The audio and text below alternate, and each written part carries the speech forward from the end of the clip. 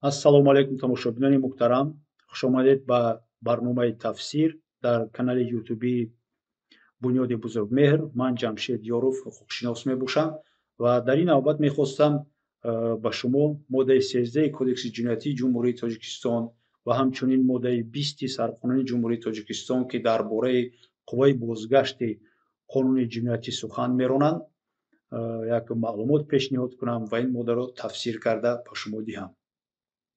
қонуни мазкур моддаи 13 Кодекси ҷиноятии Ҷумҳурии Тоҷикистон, ки ном дорад қувваи бозгашти қонуни ҷиноятӣ, аз се қисм иборат аст ва қисми якум чунин мегӯяд: қонуни ҷиноятие ки ҷиноят будани кирдорро бартараф мекунад, ҷазоро сабук ё ба тариқи дигар вазъи шахси ҷиноятсодиркардаро беҳтар мекунад, қувваи бозгашт дорад.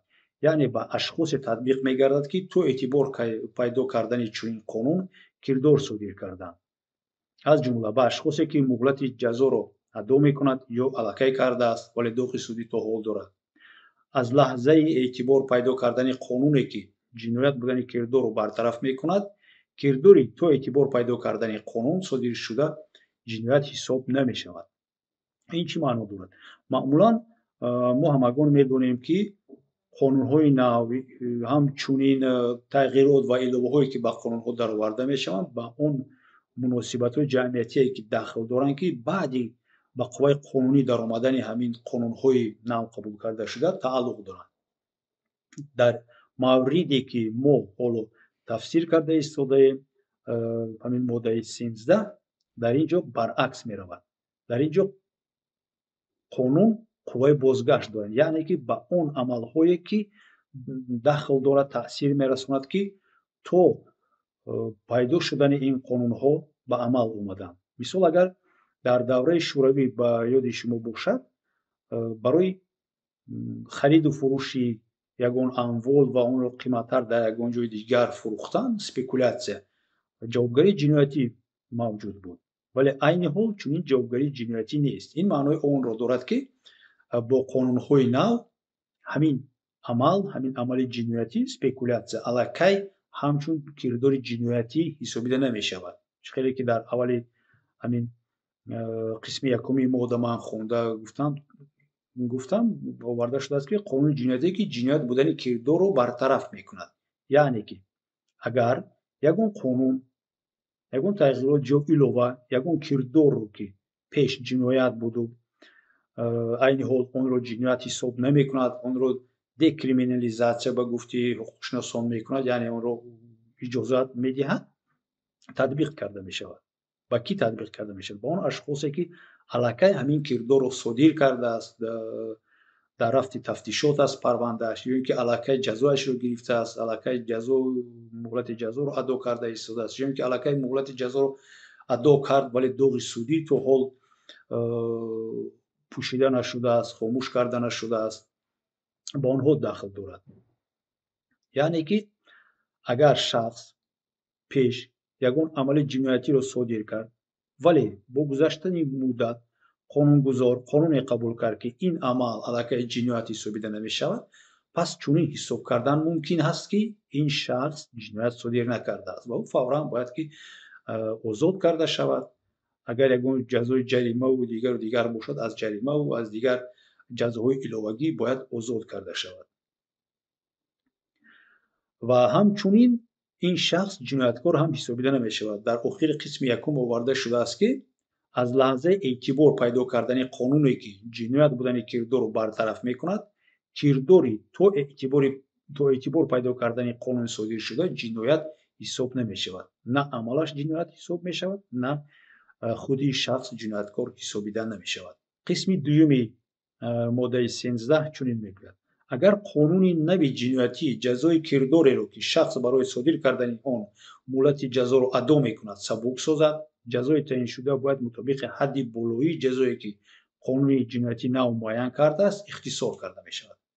ин дар бораи он маврид сухан меронад, ки дар мавриди аввал мо гуфтем, ки агар бо қонуни нав, бо тағйироти иловаҳои нав амал ҷиноят ҳисоб нашавад, вале агар амал ҳамон хел монад, ҷиноят монад, вале фақат ҷазо барои ин амал сабук карда шавад, дар ин маврид бояд, ки ҷазои шахсе ки пештар бо ҳамин модда ҷазо гирифта буд бо аз ҳадди аққали ҷазои ки тағйирот ва иловаҳои нав ба вуҷуд оварданд боло бояд набошад, ҷазои ӯ кам карда шавад. Мисол мегирем, агар тибқи ҷинояте ки шахс пештар содир карда буд, муҳлати ҷазои ӯ аз ҳама боло 12 сол буд ва қонуни нав муҳлати баландтарини ҳамин ҷазоро ба 6 сол мекунад.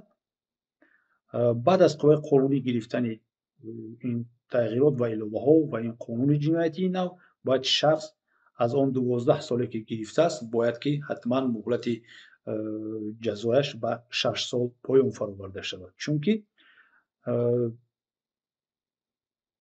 асоси қабули ҳамин қонун, асоси пайдоиши худи ҳамин моддаи 13 қувваи бозгашти қонуни ҷиноятӣ дар принсипҳои инсондӯстӣ, дар принсипҳои адолат, дар принсипҳои демократия асос меёбанд ва тибқи он ҳамеша қувваи бозгашти қонуни ҷиноятӣ, хулоси умумиаш агар гуфта гузарем, ҳамин қувваи бозгашти қонуни ҷиноятӣ вазъи маҳкумшуда, судшаванда ё ин ки гумонбаршударо ҳамеша сабук месозад. дар ин маврид, дар мавриде ки қисми дуюмро мо гуфтем, агар кирдор ҳамчун ҷиноят бартараф нашуда бошад ва ҷазои ӯ сабук карда шуда бошад, ҳатман бояд ҷазо то ҳадди аққали ҳамон қонуни нав иваз карда шавад ва вазъияти маҳкумшуда бояд сабук карда шавад.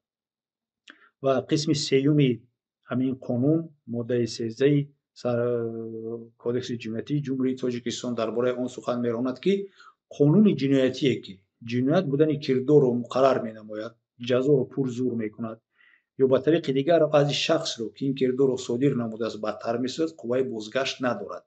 яъне ки дар ҳолате ки вазъи дар ҳолате ки тибқи қонуни нав қабул карда шуда вазъи шахсе ки ҷиноят содир кардааст сабук карда мешавад, қонун қувваи бозгашт дорад, яъне ки ба ин шахсон татбиқ карда мешавад. вале агар қонуни нав, тибқи қонуни нав вазъи шахс вазъбин карда шавад, бадтар карда шавад, ин қонун қувваи бозгашт надорад. дар ин қисми сеюм дар бораи он мегӯяд ки қонуни ҷиноятие ки ҷиноят будани кирдорро муқаррар менамояд.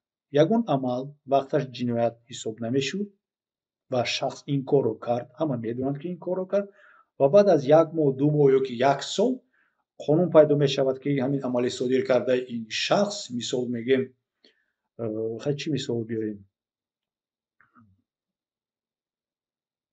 ягон мисоли ҳамаи муносибатҳоро аллакай ба танзим даровардан, қонунгузор ягон мисоли аҷоиб ҳам овардан мумкин нест. хай мисол мегирем ки мошини сурхро дуздидан мумкин нест мегӯяд қонун.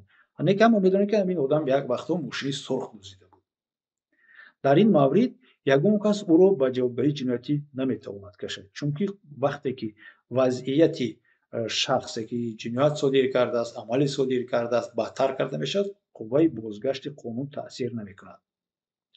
ё ин ки агар дар вақташ барои ягон кирдор ҷазо то 5 сол буд ва баъд аз тағйироту иловаҳо ин ҷазо то 7 сол, то 10 сол, то 15 сол таъин карда мешавад, дар ин маврид низ нисбати ин шахс бояд қонуни нав татбиқ карда нашавад ва вазъи ӯ бадтар карда нашавад. чӣ хеле ки гуфтем, принсипҳои асосие ки қонунгузор ба он такя карда ин талаботҳоро ба ҳам сарқонун ва ҳам ба кодекси ҷиноятии ҷумҳурии Тоҷикистон ворид кардан, ин принсипи инсондӯстӣ, адолат, демократия ва ғайраву ба ғайра мебошад ки фақат барои он равона карда шудааст ки вазъи шахсоне ки ҷиноят содир карданд беҳтару сабуктару осонтар карда шавад.